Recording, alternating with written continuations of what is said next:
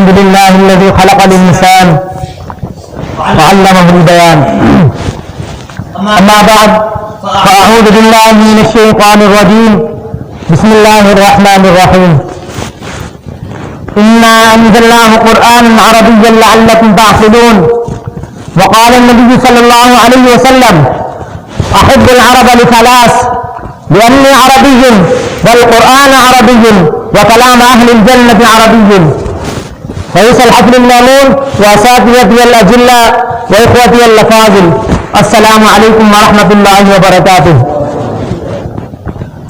إن مما يسرني هو أن أقوم اليوم أمام فضيلتكم متحدثا عن كلمة وجيزة حول موضوع أهمية اللغة العربية وضرورتها في محيطات المؤسسات الدينية.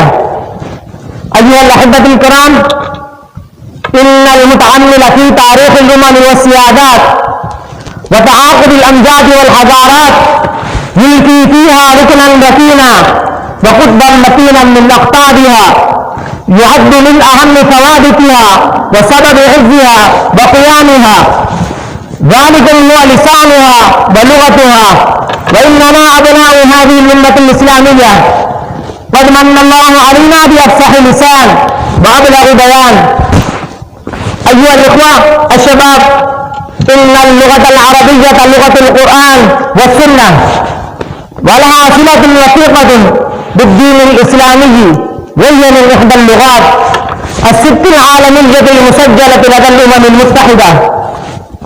يا رجال الغد وعلماء المستقبل، إن اللغة العربية شعار الدين ووعاؤه، ومما يزيدها شرفا ومكانة أنها لغة خاتم الأنبياء والمرسلين محمد صلى الله عليه وسلم، وهي أغنى اللغات بالمفردات والمترادفات، لها عذوبة في اللفظ ونغم في النطق وجمال في الحديث.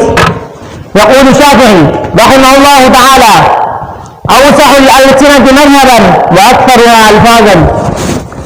رجال الأمة الإسلامية، إنكم تعرفون جيدا إن لنا صلة وثيقة باللغة العربية على رغم تواجدنا في المحيط العدل، وهي أن الرضيع بعد الولادة أول ما يسمع هو الآذان بالعربية، وبعد الوفاة تصلى عليه الجنازة باللغة العربية، وحتى يسأل في القبر باللغة العربية، وحتى في الجنة لغته هي العربية، وفي الدنيا يقرأ القرآن وهو بالعربية، ويسمع الآذان 5 مرات في اليوم بالعربية، ويصلي صلاة وهي بالعربية، وكاف أحاديث رسول الله صلى الله عليه وسلم بالعربية.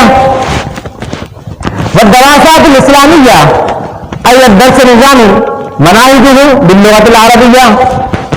فعلم أن مصدر الإسلام الشرعية الأساسيين بالعربية، فالحق أن نقول لغة الإسلام والمسلمين هي العربية.